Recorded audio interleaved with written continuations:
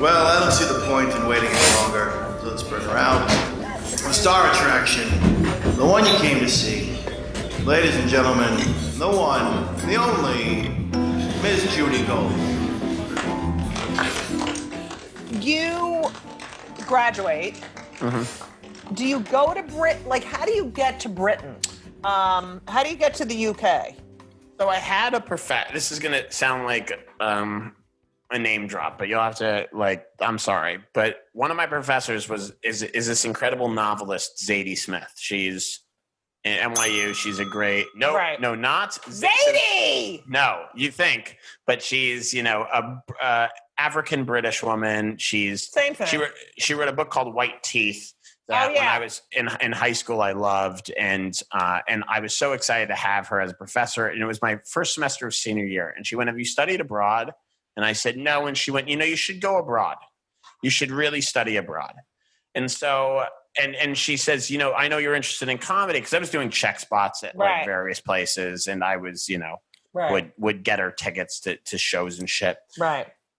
She said, "My brother is a comedian, and he can take you around if you go out there." And her brother's this comic, Ben Smith, who goes by the name Doc Brown. And so I'm out in England doing my last semester abroad, which you're not technically allowed to do, but college you can get away with anything. Right. And I start getting shown around, and these comics, they're really different and weird, and some of them suck. There's a lot of bad. Oh, please! I know. I fucking know. I bombed there the first time I was there. Oh, but they're they also I went to do one of these friendly, alternative, warm, huggy shows that this woman Josie Long hosted, really smart comic. And I go up there and I just do my club material and I do well. And I come off stage and Josie very kindly was like, "Hey, just so you know, that was not good.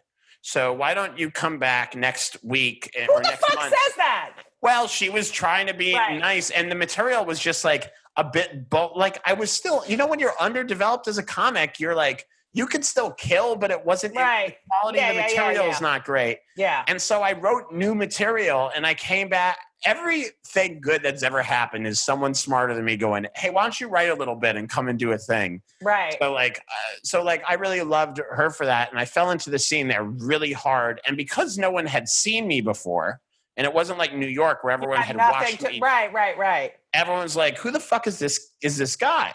Right. And then I kept coming back, and then I put an hour together, and then so I sort of broke there in 2014, where people were just like, "There's this guy doing hours, and he's an American comic, but he likes British stuff." And so that sort of helped, because in New York I was still trying to do sets at various clubs and still, trying to get past. But I was thinking I'm better than this. And in England, everyone's doing hours. So I just put an hour together and I worked on nothing but the hour for a year. Nothing. I'd book small shows in little bars in England. Just to try out material. Just to run this hour. Because in England, they're used to that. They have something called a preview season, where comics in the summer months that lead up to the Edinburgh Festival, people need places to practice their hour-long solo shows. So there are, not kidding, 600 or so venues that have Edinburgh previews. So you could I did 62 hour-long previews before I did my first show. I have never been to the Edinburgh Festival. You'd love it. I think you would love it. Well, you love theater so much, Judy. You do. Solo shows are. You were one of the first American comics who I saw do a solo show. There were, and I went to go see. I always love solo shows. I saw some good ones. I saw some really bad ones. I saw something called The Cavemen or something like that. Yeah. And I was like, I get it, but it's not for me. But you know who I would, and also you'd fall in and out of love with things. I don't know if you remember, but Chris Titus was always doing solo show type material, and I really liked it. Yeah. So I liked solo shows. I like Birbiglia a lot. That's sort of my, that's sort of my thing in terms of it's what I've always loved. So I think you would love Edinburgh because you love solo shows. Right. Oh God, I gotta fucking go there. Okay. I want to talk about one of my favorite topics. Sure. anti-Semitism. Oh Now, my God. I can talk about this ad nauseum, but we don't have a week and a half. So you did your show Millennial. You did another show after that. I did a show called Everything Handed to You after that, which was okay. Amazing. But I am fascinated. First of all, I have to say, but your show just for us is fascinating. All right. So before we get to the premise of that show, I think one of the most perfect jokes. I mean, it is beyond brilliant. And I believe you can joke about the Holocaust because, we have been brought up with the Holocaust. I mean, that's our identity. Okay. The joke that Ricky Gervais Oh my God. Oh my God. How do you know that it is. Wow. So it's my favorite joke. It's my favorite joke. It's fucking great. Can you tell everyone, this is the most, I don't care where you are and how fucking sensitive you are. This is like one of my favorite joke of mine, I think would be my Anne Frank joke about how we were going to get caught because my mother can't keep her mouth shut. We're all going to die because you couldn't. I know. I love that. I love that joke. You couldn't wash a goddamn, they're here.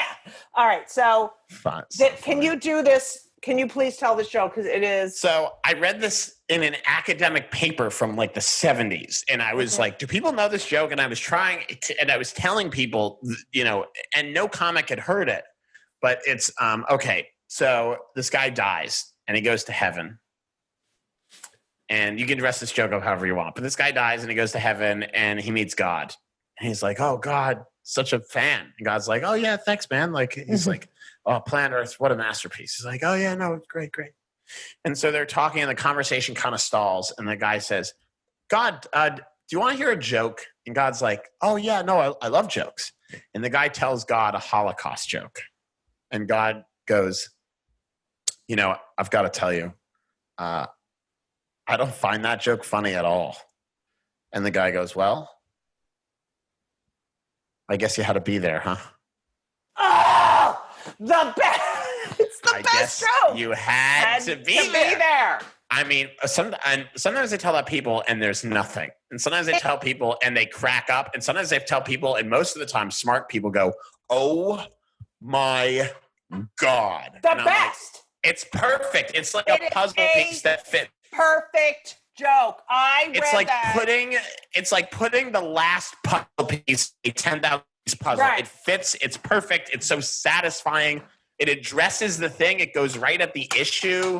It's a novel. It's the greatest joke ever. I'm not kidding. It is I was blown. I'm like, oh my God. I told Gervais that joke when I was opening for him. And he was just like, man, that is an incredible joke. And then he told it to Seinfeld on Comedians in Cars Getting Coffee. And Seinfeld was like, holy shit. I mean, and it was amazing because Seinfeld, when I was a kid, Seinfeld meant everything to everything. Why? To me. He's a white Jewish guy. That's so weird. All right, go ahead. Yeah. Because when I've avoided meeting him so many times. Seinfeld, if he was at the cellar, I'd walk the other way. I just don't. That's like me and Barbara Streisand. Like I can imagine. I was at a party with her, and it was an Obama. Don't you think she would have just gone, Judy Gold, hi? Like, don't you think I can, and my friend's like, this is Judy Gold, very funny. Oh, hello, hey. And I was like, no, I don't want to talk to you. Please don't say anything I don't like. Or we dare not touch the sun. Yeah. But yeah, that joke is a perfect joke. The joke's incredible. It's okay. So you decide you're going to go to a meeting of neo-Nazis. Now, first of all, the fact that they didn't look at that fucking face. Yeah, the shrines. Okay,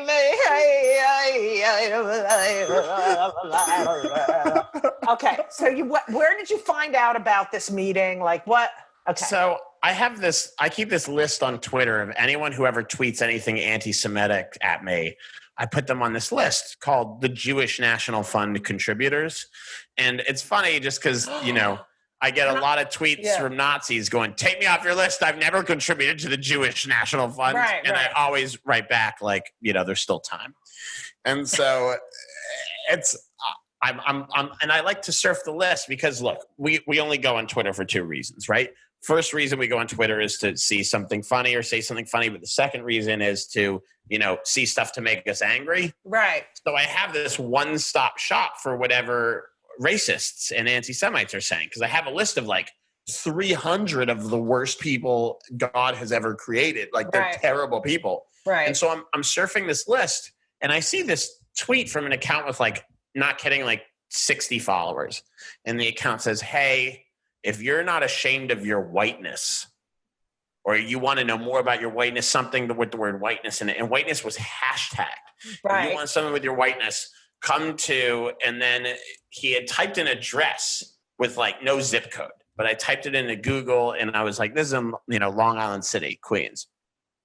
And so I go, it's, and it's like tomorrow night at 9:15 or tomorrow night at 9. It was like on the later side. Right. And I texted one of my best friends, David Burstein, not Bernstein, different guy.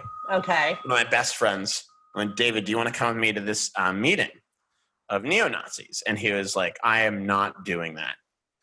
And he's like, why are you going to a meeting of neo-Nazis? And I was like, I want to see, what they're saying in real life. And also like, there's sort of like dog days of winter. Like it was where like stand up on the road isn't like really happening. And like, for me, I just didn't have a lot of work. And so I went and I sat there for like, walk it. Like, what is the bill? I need to know. So the building's an apartment building. It's like it's like a decent apartment building with one, and there's no like second door buzzer. Like it's a regular, it's almost like a brownstone, but not nice. Okay. And like, and you walk in. I walk in, it's on the third floor. Okay. And I go up. Who greets you? Old woman, like very old woman sitting there. She's the oldest in the room by like far. She's like, 60s, something like that. And 70s maybe. Like the thing is, she could have been younger, but she doesn't look good. She looks old. Right. And well, hate does that to you. Okay. Yeah. So you walk in. It dries up your it dries your skin. And makes it orange. Okay, go ahead. And I sit down. I walk in and there's like tables. There's like a table of like refreshments. There are like, cookies and stuff. And I kept looking for like something that would be an ironic bagel. Detail. Yeah, I kept looking for like a bagel or like an Entenmann's box, but it's like pretty down the middle. It's like shitty cookies and stuff. Okay. And I have a couple of cookies and I have a half glass of like orange juice and I start to try to like kibitz with a couple of the people. And like, the funny thing is most of them seem like reasonable.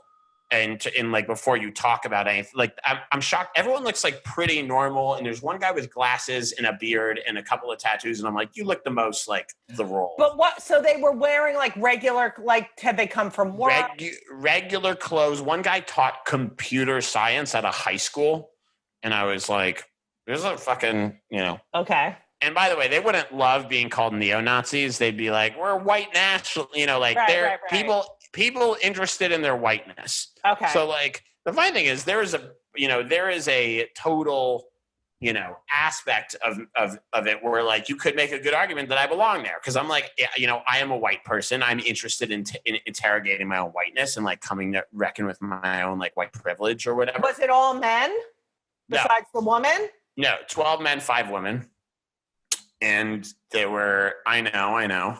Oh. And everyone was white, but like, it was a thing, and not just white, like goyish, like everyone was not, wasn't like, you guys are goyish, because it would really have, but everyone there had like a real sense that they were superior. Like, well, no, but there was, they to me, I thought, oh, these people project a sort of nebulous whiteness that is hard to define, but like it's a real arms crossed energy where like just being Hispanic or something would be like perceived as an offense in this room. Like you got a sense that everyone was aggressively white, even if they weren't just like screaming white power. And were you like paranoid? Oh my God, I'm going to say something Yiddish. I'm going to, I genuinely thought like, well, what if I, drop Like as soon as I walked in, as soon as people started talking,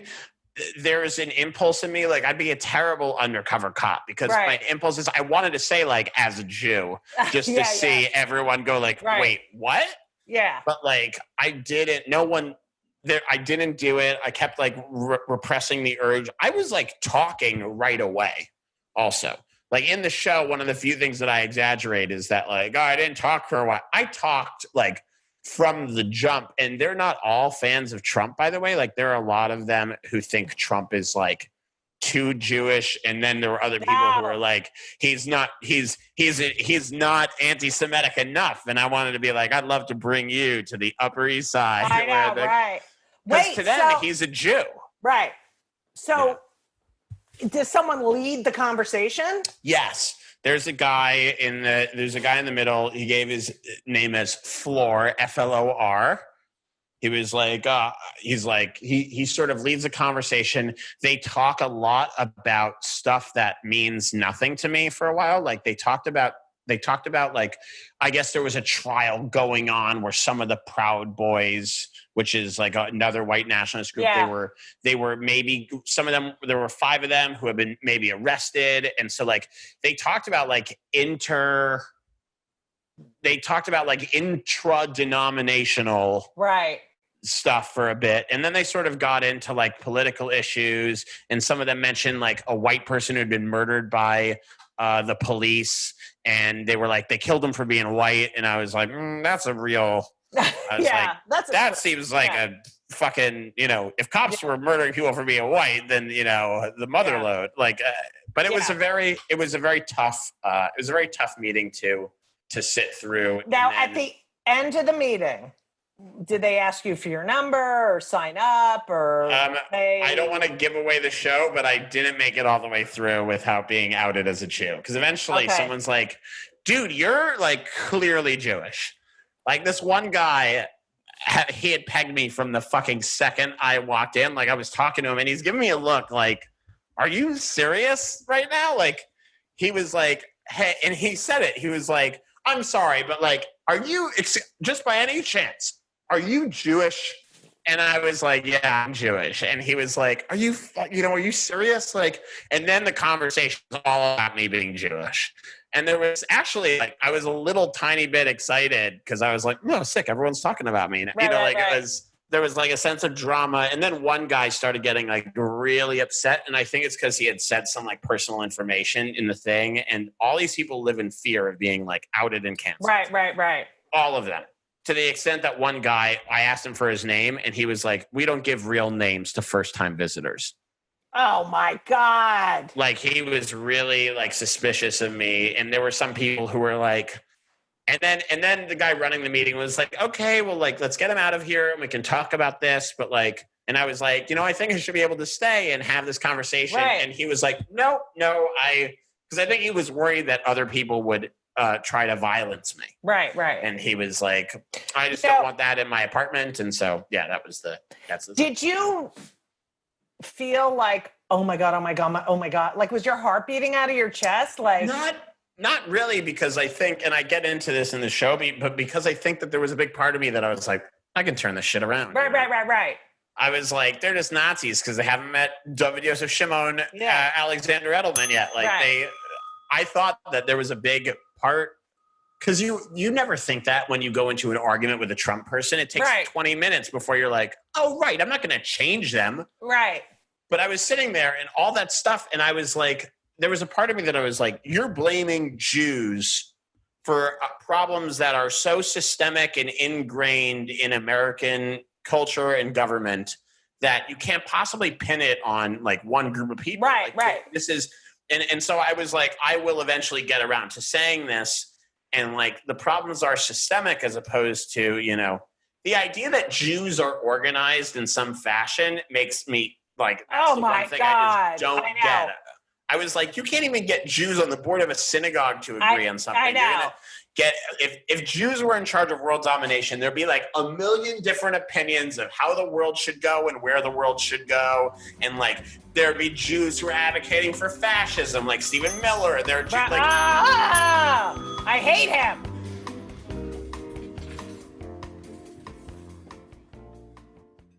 So there was a parent in Ben's, was it Henry's or Ben's? Public school, Upper West Side. The guy lives on the Upper West Side. Jewish or no? No.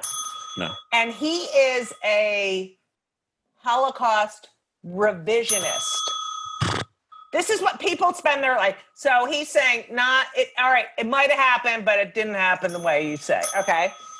So they only killed 5,999,000, like that. Exactly. So he's a parent at the school. I guess he was sending an email to his follower people, and it went to the entire PTA at the school. He put it on the wrong. So this guy is outed as a fucking, he lives on the Upper West Side. Like, if you're going to be a Holocaust revisionist, like, live in North Dakota. In West Virginia. Yeah. I mean, the Upper West Side. And he kept trying to engage me. I'm like, no. So here's my question. Number one, I don't engage with those people. I mean, do you think it's better to engage or not? That's question number one. And number two is, and I'm tackling this issue in my act a little bit about Jews who like Trump. Like, I can't, he's good for the Jews. He's the worst fucking thing for the Jews. Stephen fucking Miller, Mnuchin, Kushner, Ivan Hunt, all of them. They're fucking, what do you say, if anything? Like, do you have an argument for Jews who like Trump? Engaging with them? Well, I mean, is it worth? I can't engage with the people who are, that they spend their life trying to deny something that. But then on the other hand, it's the Jews who defend Trump. Like, I can't. Okay. Here's my question. Here's my question for you: is your objection to engaging with them ethical or is it practical? Is it do you not want to engage with them because ethically you should give those ideas no quarter, or is it because you think there's no point? I think it's both. Okay. So I think ethically giving those ideas no quarter is risky because all of the stuff in that meeting, the only good actual thing that I came away from that understanding is all this comes from a place of fear. And a lack of identity. Like Judaism, I said to my dad, I was like, what would I be like if I wasn't a Jew? Do you ever think, what would I be like? And he's like, I don't know. He's like, what would Dumbo be like if he wasn't an elephant? He's like, I am what I am. So I am what I am and what I am. Okay. Sorry. And so for Jews, we have that. And for white people, certain white people, they feel a loss of identity that is profound. And there's a lot of fear there, and there's some hatred there sometimes. And because of it, they vote for Donald Trump, or they vote for someone who speaks to their white identity. What is the identity? Like, I'm sorry you're not ethnic. There's no identity. There's none. So too bad. Well, the identity is American, and they feel disrespected as Americans in this moment because they view something that questions, America as a personal affront, right? They view it as an actual assault on their values and assault on the symbols that they hold dear. Like, if you have nothing other than the American flag as your symbol, then a black person kneeling at the national anthem or not standing for the flag, they're like, so they feel like a very real anger and loss of identity. And like, there has to be a way to address the things that they're really upset about without, and the question is, do you do that in a practical way or do you do that in a conversational way? And so it's hard to figure it out. Have a conversation with them. Okay. But then on the other hand, you have Jews who support that racist fucking piece of shit. Yeah, what do you say? And I can't talk to I can't. What do you? But that's because all they care about. Like, let's be real here. Like, let's be on. Like, this will maybe get me in trouble with some of those Jews. But like, the reason is because they only care about Israel. They only care their money. So everyone I know who's rabidly pro-Trump is because they love him because of Israel. Right. And they want they're like, the Republicans are so much better for Israel. And like, frankly, the U.S. has been like really friendly to Israel for a long time, like Obama, they're like, oh, Obama, he was so horrible for Israel. I'm like, what happened to Israel while Obama was president? Right, exactly. Israel's fine. Right. And so, like, I don't, like, what, there are $1 billion of arms imports to Israel as opposed to, $900 million. Right. Like, there's, those Jews have one thing on their mind, and it's Israel, and it's hard to reach them. Like, it's I know, really hard, but it's like you live in America. You live in America, and he's destroying this country. But have fun, okay? But you did meet Obama, correct? I did. I shook his hand once. I was working for the Dodgers. I hate you. I was working at Dodger Stadium. Yeah. And his helicopter landed in the parking lot. Uh-huh. And during lunch, I got all these pictures in his helicopter because he was gone. And I have all these photos of like me with, it's so cool. I got to put it up somewhere. Right. And I just had the best time. And then I met him and I just shook his hand and said, thank you. And then when I volunteered for him during 2012, I shook his hand again. And that was, were you like, oh my God, I love him. I love him. I love him. I was, but I also had a little thing of like, how comics want to blow everything up. I was like, what could I say to Obama that would make him remember me? Right. Or like, what could I do? Could I like shake his hand a little too tight? Like, I don't know. It was like a very weird impulse, but I love him so much. I know. I just miss his sense of decorum. I know. Oh, yeah. Oh my God. Oh, she's amazing. All right. So I did a gig for Bill Clinton. Oh man. And when this was before the Monica Lewinsky, which I have to say, I love Monica Lewinsky. I think she's fucking brilliant. He has good taste. She's cool, yeah, she's cool. He has good taste. But, and, a lot of women, Jewish women, when they realized it was her, were like, she's a not very skinny Jewish girl. I love him. I loved him more. Anyway, so. Yeah, that's such but I have to say, when he talked to me after my set, that he remembered some stuff I had said in my set, which no one else does. He looked at me like I was the only person in the room. It was his charisma, fucking unbelievable. So I met Bush and Clinton at the same event earlier this year, or sorry, to the end of 2019. It was an Israel peace thing. It was a peace initiative, and they had this thing in DC, and I went, and Bush, and we had a second with Bush and a second with Clinton. And I'm in this sort of, and they're together, and you meet them and you take a photo with them and then you move on. And so Clinton is talking to somebody else. And it's just, I'm standing there next to Bush. And I said, do you know Larry Lucchino, who was my mentor at the Red Sox? Because Bush used to own a baseball team. Bush used to own the Texas Rangers. And so he said, of course. And he starts asking questions. And then at the end, I went, I got to tell you something. I really hated you in high school. And Bush went, how do I seem now? And I was like, not so bad. And I know that's a terrible thing to say. It's a terrible thing to say. Terrible, because of course he was, I can't for so believe many you reasons. said that. But that's awesome. I got to tell you, Bush during this closed door event said so many things about Trump where I was just like, he sounds like Biden. Like, he sounds like Biden right now. Right. And for all of the offenses, like, he was so, and he was so weird about, like, someone asked him, the moderator went, what's your biggest regret as president? And both of them were like, whoa, buddy. And like, Bush is like, I could have fixed immigration. He's like, I could have done it. He's like, it would have cost me some political capital. He's like, but I think, he's like, a year after I left, I was like, I could have done this. I could have done that. He's like, I messed up. He was like, I was so wrapped up in this, that, and the other. And then Clinton was like, I could have fixed the Middle East. And then he alluded to the Monica scandal. He was like, he's like, I had other things on my mind, and I was a little tied up. A little cigar.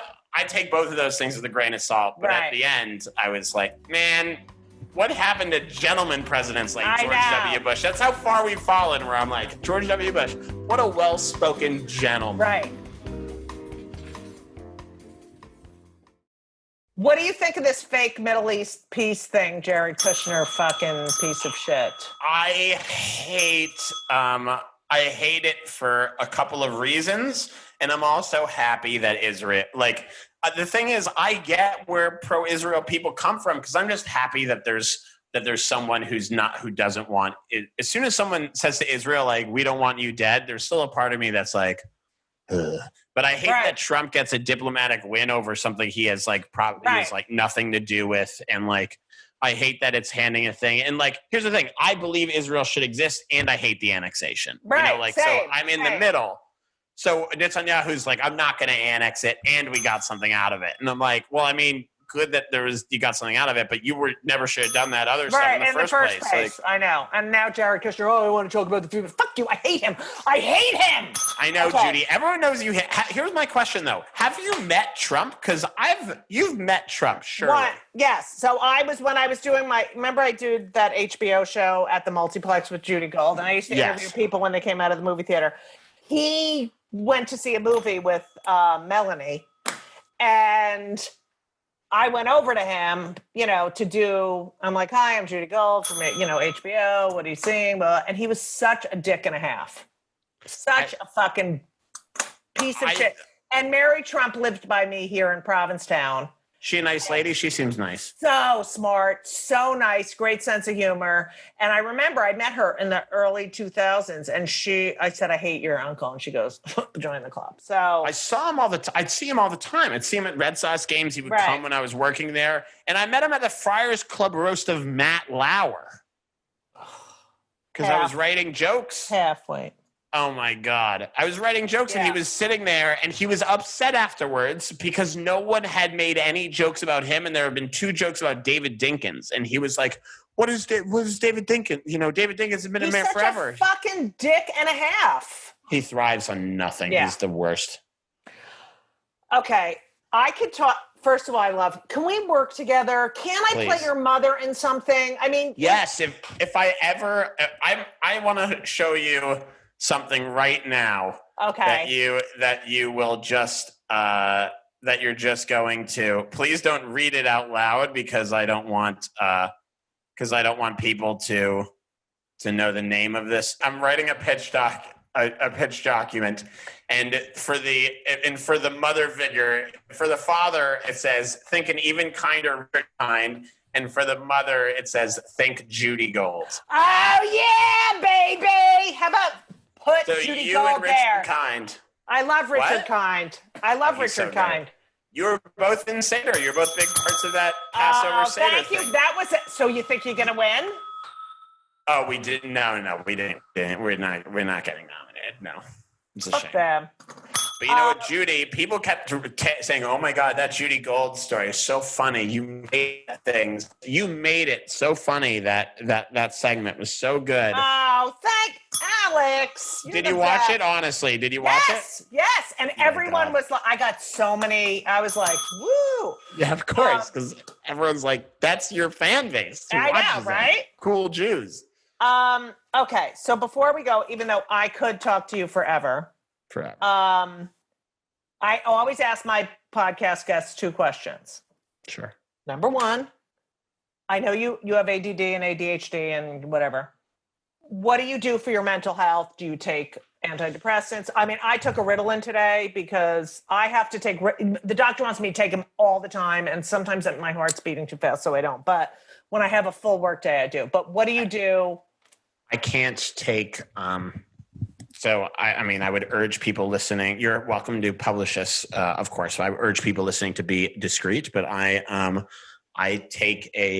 prescribed medication. I only take it, I don't take it regularly. And my therapist says that I don't need to pathologize how often I take it or when I take it or what I take it for. Just try to. So I take Concerta, which is like. Oh yeah, I took that Concerta. Yes. It's hard. It makes me really sad and really anxious and scared. So I try not to take it much. But the thing that I really do, and this will sound so dumb, I love a really adventurous hike. Like a hike where you have to climb something or drop into something. And so last week I went to Zion, the national park in Utah. Yes. And we did a hike called the Narrows, where you walk through a canyon for like 4 miles, and there's a river that runs along the bottom of the canyon. You have to hike in the river. It's like waist high. And it was so cool and fun. And so, yeah, I spend as much time outdoors as I can and exercising, and I watch and play ice hockey. Those are the things. That is excellent. And Concerta. You have to go hiking in Arizona. Oh, my God. So great. Have you been to Antelope Canyon, that gorgeous little... Well, I've gone to Camelback, which I can't do anymore. Oh my God, gorgeous! Because my brother lives there. They're like, oh, let's get a Camelback. It's like a fucking like they're walking to the mailbox. Oh, speaking of which, no, and also Provincetown has a lot of great hiking, by the way. I know. The dunes. We did. That's what got us through this fucking pandemic. All right. So the podcast is called "Kill Me Now" because I get aggravated about everything, and I'm always like, "Kill me now, because I fucking hate everyone." So, what makes you pissed off? More than like what pisses you the fuck off? What makes you fucking go crazy? Like I love scented candles so much, and I think they're good for you, and I enjoy them in my home. But sometimes you buy a scented candle and you have high hopes, and it's bad. And it's truly one of the only things where it's you get what you pay for, which is such bullshit. If you buy a $6 scented candle, there is no chance that is making your home smell better. If you buy a $100 scented candle, you're definitely going to have a good experience, but it's going to be gone like that. Right. Like these things are expensive. And if you know your wine, you can get like a good wine for $25. Right. There's no scented candle equivalent where like if you really know your scented candles, you can get a really great scented candle for a reasonable price. All the good ones are crazy expensive. They're insanely expensive. And it pisses me off a lot. That is so true. That is so true. But when you do a gig, like how many, I don't know, you're a Jew, so you must do 1,000 free Jew gigs all the time. You know, like, we're trying to raise money for the... They give you a scented candle. Scented candle. Oh my God. It's always bad though. It's always a free gig. And sometimes I'll light this and I'm like, that's where I got this, a free gig. Right. They gave me some shit they bought from Target and pretended it was Diptyque. I just want good, reasonably priced. I love that. That's what do you do? Is it too much to ask? For I know. You're right. You're right. And they are so fucking expensive. What do you do for your poop smells? Nothing. I don't have nasty. I don't, for some reason, not for you. Maybe because I stopped eating dairy. I don't have my thing, that Jewish bell for that. Yeah. I've stopped eating dairy for the most part, so I do okay. But, I have the incense matches. Have you ever seen them? No. Right? So you light them. They have different smells. You light them. They're a match. And then you let it burn a little bit. And swear to God, it's so good. It's just. The problem is it never smells like anything other than poo and the candle. Yeah, that's true. But some of them are good. But can I just tell you before we go what I had for breakfast? Please. Because it's so Jewy. Please. I had an onion roll toasted. Oh, my God. With tempeh and a tomato from the garden. Wait. You're kidding. And herring in wine sauce. So of all the Jewish foods, the herring is the most underrated. Oh. And I hate bagels and lox. I have a thing where if I did another Kill Me Now, please have me on again sometime. Yes, anytime. I cannot deal with what bagels and lox have become as totems of Jew. I know what I mean? Like people are like, I'm Jewish, I love bagels. You're like, that's not Jewish. No, that's not being Jewish, that's you fucking asshole. Jewish. That's nasal Jewish. Nasal. I don't want that. Who's not even a Jew. She's brilliant, but I can't deal with just bagels as the thing. I know. And also, herring it's is so Nova. Great. It's Nova. Thank you.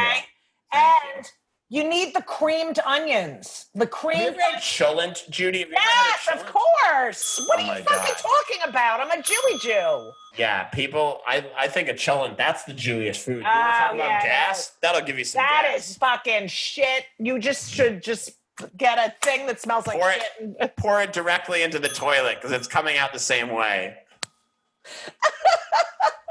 Wait, do you still observe?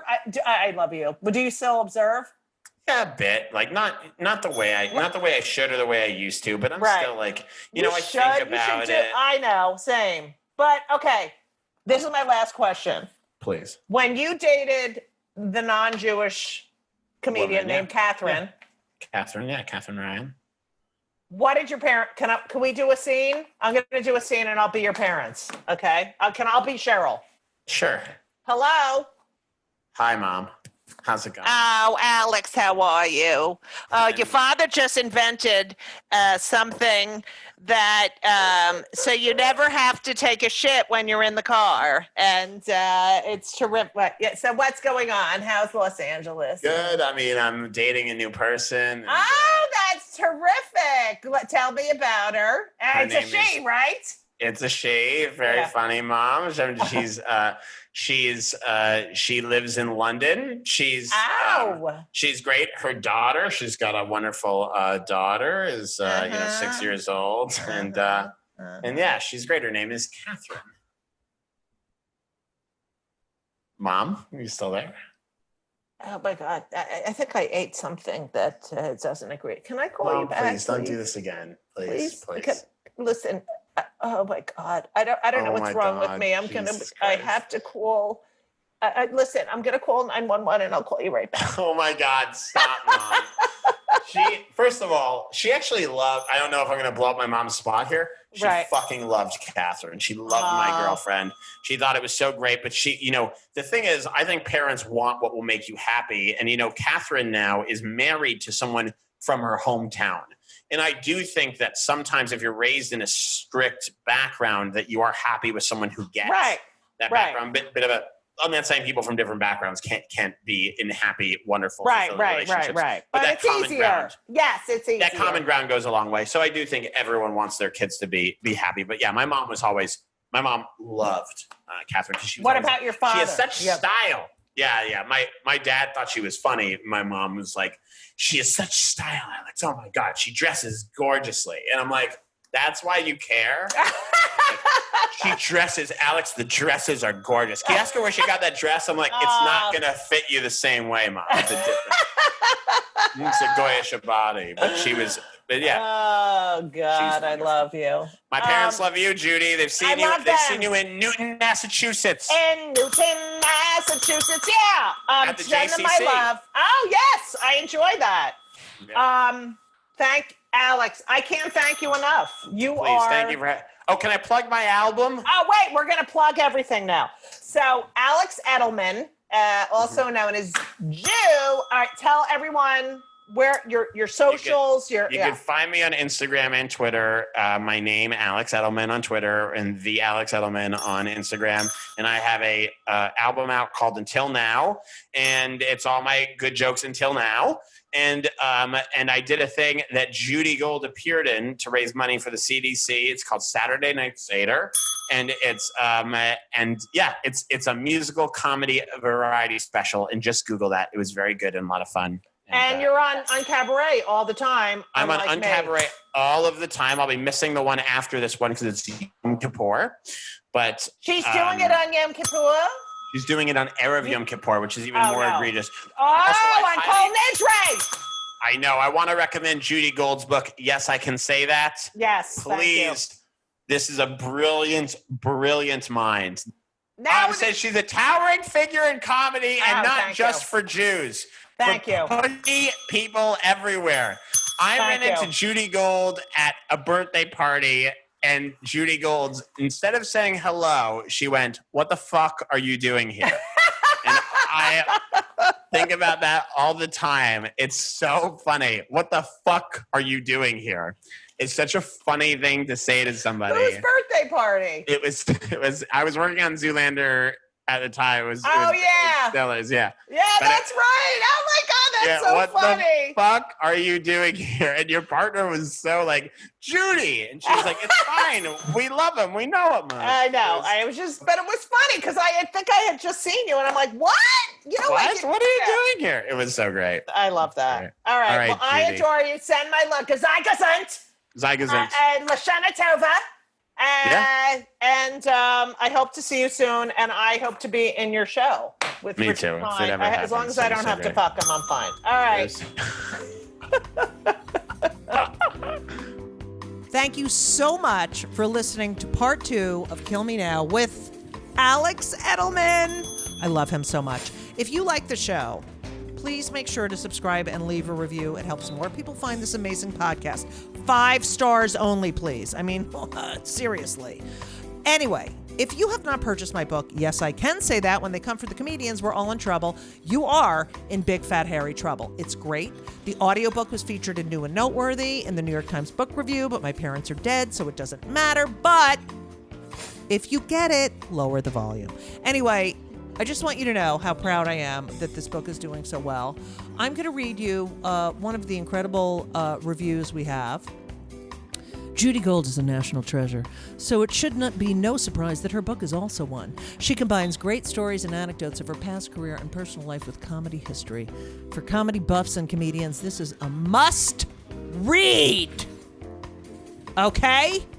A must read. It really is great. People fucking love it. If you want to learn, if you want to laugh, if you want to fucking forget about what the fuck is going on in this country, please go wherever you buy books. Or you can go to my website, judygold.com, and there's all these order links there.